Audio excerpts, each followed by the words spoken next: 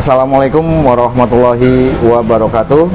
Grossaver, majalah Gross Digital kembali mengudara. Kali ini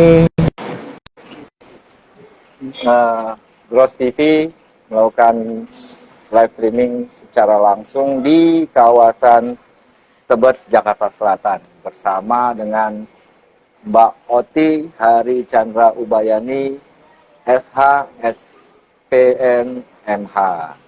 Nah, apa yang akan kita bahas? Untuk Grossaver masih ingat, terakhir kita bincang-bincang dengan Mbak Oti itu menyinggung dua warna, merah dan biru.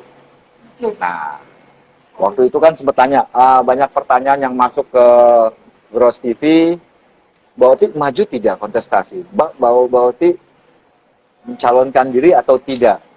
Tapi hari ini kita akan bincang-bincang seputar organisasi, Mbak ya. Nanti ada beberapa permasalahan organisasi yang ingin saya tanyakan dengan Mbak Oti di tahun 2021 dan di tahun harapannya di tahun 2022. Mbak Oti, aku sapa dulu deh. Mbak Oti, apa kabar? Ya, Assalamualaikum warahmatullahi wabarakatuh. Salam sejahtera untuk kita semua. Om Swastiastu, Namo Buddhaya, salam sejahtera. Oh iya, berarti hari ini didampingi ya. Oh lupa, ada Mbak Elisda ini. Maaf, Grossaver belum memperkenalkan, ternyata Mbak Oti didampingi oleh Mbak Elisda ini. Support antar perempuan. Support terhadap perempuan. Dan di belakang itu jauh dari Kerawang. Sebelah kiri, sebelah kanan Gross TV itu ada selebnya medsos, Bang Abeng. Bang Abeng Warjaman. Yang di sampingnya ada Bang Ajudan seleb. Ajudan seleb Bang Kumis. Bang Kumkum. Dan sebelah kiri Gross TV Mbak Oti itu ada Bang Eki Ridwan dan Bli Nyoman. Aku fokus ke Mbak Oti dulu ya. Maaf ya, yang lain. Ada Mbak Dewi. Ada Mbak Dewi dari Kerawang jauh yang selalu setia mendampingi Yayang. Mbak Oti, dari kacamata Mbak Oti nih kalau melihat, ya aku bukannya mau mengulas luka lama, nggak ada niat mengulas luka lama, tapi minimal spion itu kan untuk menatap ke depan. Menurut Mbak tadi kacamata Mbak Oti melihat perjalanan organisasi, aku nggak mau 20 ke belakang ya, khusus di 2021 dari kacamata Mbak Oti seperti apa sih organisasi umum ini dan IPAT? Saya nggak pernah terluka dan menurut saya tidak pernah ada luka lama. Oh, iya. Semuanya bukan orang-orang yang terluka. Jadi di Renvoy ya, Bang Mahfud ya. Kita melihat bahwa tema Bang Mahfud hari ini adalah bagaimana merah dan hijau, INI dan IPAT bisa bersinergi. Jadi saya dari dorongan teman-teman semua bahwa bukan deklarasi hari ini, tapi saya menyatakan bahwa saya, Bismillahirrahmanirrahim, siap maju ke depan untuk pencalonan Ketua Umum INI di periode mendatang. Saya mohon dan saya meminta teman-teman kembali ke Mama. Kembali ke Mama. Tadi dulu, Oti. Aku belum mau ke situ dulu, Mbak Oti. Terus nggak mau ke situ, itu terlalu cepat. Maksud saya gini, saya pengen tahu dari pandangan Mbak Oti, di 2021 itu seperti apa sih perjalanan organisasi ini secara umum, merah dan hijau ini? Tujuannya apa? Nah, berarti kan kedepannya dari kacamata Mbak Oti, apa yang harus dilakukan? Sesuai dengan tema yang Gross TV buang, solusi mempersatukan organisasi ini IPAT dalam kontestasi. Ya. Kebetulan saya di sini kan ada di dalam kepengurusan Ikatan Pejabat Pembuat Akte Tanah. Dan di masa pandemi ini, keadaan yang sulit, kita bisa selalu membuat sesuatu untuk para anggota. Itu yang paling penting. Karena saya berbuat sesuatu itu harus yang bermanfaat. Harus yang bermanfaat buat anggota, harus untuk yang bermanfaat untuk masyarakat umum. Tidak hanya untuk diri kita sendiri, tidak hanya kita membuat aktualisasi diri atau pencitraan, tapi yang penting adalah berbuat dan berguna untuk anggota, khususnya untuk masyarakat pada umumnya. Untuk merah dan hijau itu bersatu, memang itu keinginan dan perbincangan kita dengan tim saya ini, bahwa kita harus selalu bersatu, kompak, dan apabila ada anggota-anggota bermasalah, seperti kebetulan kemarin kita berkunjung ke Jogja, kita mengunjungi sahabat kita yang sedang terkena masalah, itu sangat sekali menyedihkan, dan supaya tidak terjadi seperti itu lagi, kita bisa saling melindungi di antara anggota sehingga kita bisa berkarya dan kita bisa berprofesi dengan aman dan nyaman. Itu tujuan utama kenapa saya mau maju. Tentunya memang saya tidak mempunyai kekuatan seperti gajah. Saya hanya seorang ibu. Perempuan, Mbak. Seorang perempuan biasa yang tidak mempunyai kekuatan superwoman. Tapi paling tidak saya mempunyai hati nurani dan keinginan yang sangat dalam bahwa saya ingin bermanfaat dan berguna untuk anggota, khususnya untuk masyarakat. Sinergi merah hijau, aku memantapkan pilihanku pada OH. Enggak, bukan saya loh, ini pemirsa yang ngomong. Saya baca Terima aja. kasih. Mbak Oti, kalau melihat merah dan hijau itu kan dua karakteristik yang berbeda.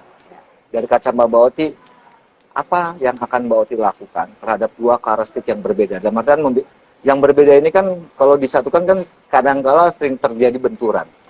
Nah, apa yang akan Mbak tawarkan kepada anggota agar sinergisitas antara merah dan hijau bisa berjalan? Ya, tentu kita bersahabat, tidak selalu kita harus dengan orang yang mempunyai satu visi dan misi, atau orang yang mempunyai karakter yang sama. Seperti contohnya saya dengan Mbak Elis, saya dengan Om Kum. Itu karakternya beda, tapi kita bisa bersahabat, kita bisa bersinergi sehingga bisa berbuat sesuatu yang bermanfaat untuk orang lain. Itu tentunya. Jadi untuk merah dan hijau jangan ditafsirkan perbedaannya, tapi kita cari di mana kita bisa perbedaan itu yang bisa memberi manfaat untuk anggota, khususnya masyarakat. Dalam artian gini, mungkin karena Mbak Oti sudah berkecimpung di hijau hampir setahunan ya, kurang lebih hampir setahun, itu berarti sudah paham karakter hijau. Ketika masuk ke merah untuk menyatukan akan lebih mudah, begitu maksudnya? Saya rasa kalau kita bergaul tidak ada yang sulit gitu, karena kita berorganisasi dari SMP, SMA kita ada OSIS ya kan, kuliah juga ada anggota senat dan lain sebagainya.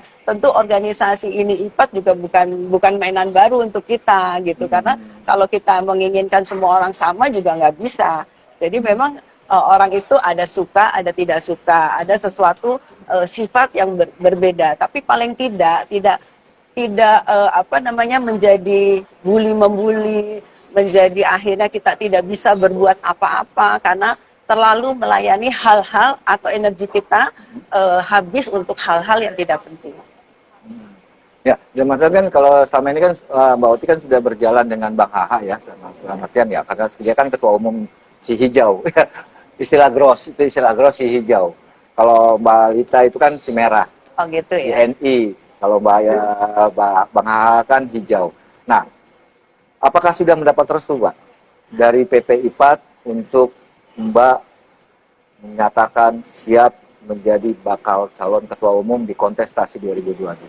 Tentu saja semua tingkah saya, semua perilaku saya harus persetujuan dari ketua umum. Ketua umum juga harus tahulah apa langkah-langkah saya ke depan sehingga kita juga tidak menjadi kendala dalam kegiatan-kegiatan yang lain. Di sini juga ada bendara umum dan teman-teman lain. Tentu itu atas restu dari teman-teman semua. Kalau kita tidak didukung dengan sesuatu hal kekuatan yang sangat besar, tentu kita akan sia-sia. Ibarat sapu lidi, saya nggak akan bisa bekerja sendiri. Tentunya kita harus mengumpulkan orang-orang yang the right man in the right place, yang mempunyai keahlian di bidangnya masing-masing, sehingga kita mempunyai satu kesatuan, sehingga kita bisa menyapu, membersihkan, dan bisa berbuat sesuatu untuk anggota. Nah, setahun belakangan ini sebelum masuk di tahun 2022 ini kan sempat beredar rumor bukan rumor ya, beberapa status menyatakan atau menunjukkan ada beberapa nama yang akan dimunculkan oleh si hijau atau dari PPI PAT. Itu rumor entah betul atau tidak, ada beberapa nama. Nah, bagaimana dengan beberapa nama ini, apakah nanti akan dijadikan berkoalisi dengan Mbak atau kita berjalan masing-masing? Tentu setiap detik, setiap menit sesuatu perubahan ada. Kita lihat jalannya saja bagaimana perkembangan dari teman-teman yang lain, mungkin dengan Bang JP atau dengan Uda Eki atau mungkin dengan Uda Abeng atau dengan teman-teman yang lain. Semua kejadian bisa tiap menit atau tiap detik akan berubah, dan saya tidak menutup diri untuk berkoalisi atau bergabung dengan teman-teman yang lain. Kalau semasa memang visi misinya sama. kalau Mbak melihat dari perjalanan si Merah atau INI di 2021 dan apa yang akan Mbak lakukan di 2022, harapan? Harapannya untuk INI. Di 2021 dari kacamata Mbak Oti sendiri, organisasi INI seperti apa sih? Saya tidak akan mengkoreksi, tapi guru sih ya? intinya, Bukan menguji.